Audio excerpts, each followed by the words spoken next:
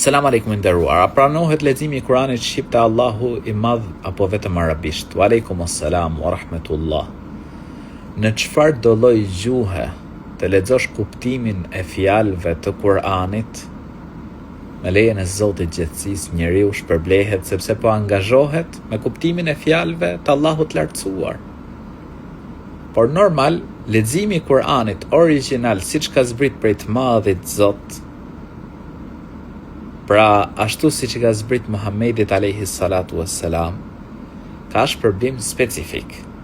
Gjithsesi nëse ti e lexon pra përkthimin e kuptimit të fjalëve të Kuranit në gjuhë të ndryshme të botës, patjetër që ti po angazhohesh me kuptimin e fjalëve të Allahut lartësuar dhe me lejen e Zotit gjithësisë shpërblehesh për këtë gjë. Kështu që lexo, angazhohu, përmend Allahun e lartësuar sa më shumë, se ky muaj është muaj i mirësive.